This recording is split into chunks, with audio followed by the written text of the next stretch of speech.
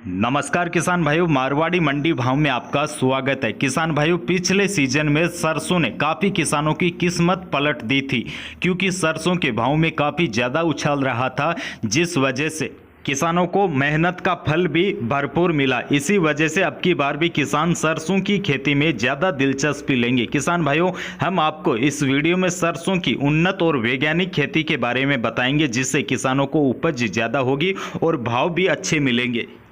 किसान भाइयों, सरसों के लिए भुरभुरी मिट्टी की जरूरत होती है। इसके लिए खरीफ की कटाई के बाद एक गहरी जुताई पलाव से करवानी चाहिए और इसके बाद 2 या 3 बार देसी हल से जुताई करवा देना भी अच्छा माना जाता है। और उसके बाद जमीन में नमी बनी रहे, इसके लिए नमी संरक्षण के लिए हमें पाटा भी लगाना चाहिए। और अगर खेत में दीमक, चितकाबरा और अन्य कीटों का प्रकोप ज्यादा है तो नियंत्रण के लिए अंतिम जुताई के समय क्विनालफोस 1.5% चूर्ण 25 किलोग्राम प्रति हेक्टेयर की दर से अंतिम जुताई के साथ खेत में मिलाना चाहिए। साथ ही में उत्पादन बढ़ाने के लिए 2 से 3 किलोग्राम एजोटोबैक्टर वह पीएबी कल्चर की 50 किलोग्राम सड़ी हुई गोबर की खाद या फिर वर्मी कल्चर में मिलाकर जमीन की अंतिम जुताई से जमीन में यह सब मिला दे। साथ ही में आपको बता दें, 5 अक्टूबर से लेकर 25 अक्टूबर तक खेत में सरसों की बुआई करें।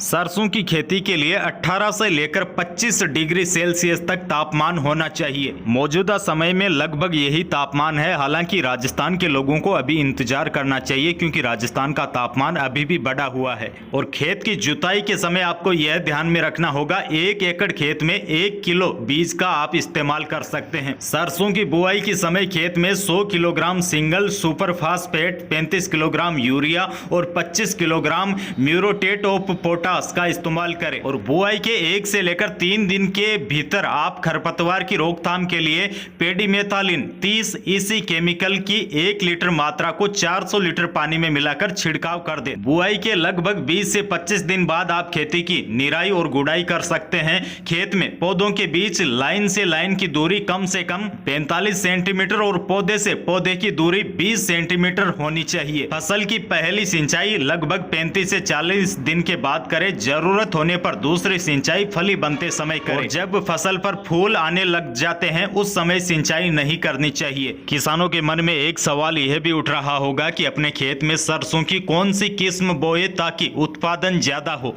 वैसे तो बहुत सारी किस्में आजकल बाजारों में आ गई है, फिर भी RH30 यह किस्म सिंचित और असिंचित दोनों ही स्थितियों में अच्छी उत्पादन देती है। साथ ही में इसे गेहूं, चना या फिर जौ के साथ भी हम बो सकते हैं। T59 वरुणा, इसकी उपज असिंचित 15 से 18 क्विंटल प्रति हेक्टेयर होती है। इसमें तेल की मात्रा भी 36% होती है। और पूसा बोल्ड, आशीर्वाद RK 1 से लेकर 3 यह किस्म देरी से बुआई के लिए अच्छी रहती है। पूसा बोल्ड, आशीर्वाद जैसी इसमें अगर आप 25 अक्टूबर से लेकर 15 नवंबर तक भी अपने खेतों में बोते हैं तो इसके परिणाम आपको अच्छे मिलेंगे। और बुआई के लगभग 60 से 70 दिनों के बाद कार्बन डाइजिम 12% और मेनकोजेब 63% की 250 ग्राम की मात्रा को कम से कम 200 लीटर पानी में मिलाकर छिड़काव कर दे। फूल और फली बनाने के समय थायू यूरिया की 250 ग्राम मात्रा को 200 लीटर पानी में मिलाकर खेत में छिड़काव कर दे। इससे फसल को पाले से भी बचाव होता है। और सरसों की अच्छी पैदावार के लिए 75% फलियां अगर पीली हो जाए तब ही फसल की कटाई शुरू करें, उससे पहले बिल्कुल भी फसल ना काटें। अगर आप इस वैज्ञानिक तरीके से खेती करते हैं तो सरसों की खेती करने वाले किसान अब की बार अच्छा मुनाफा कमा सकते हैं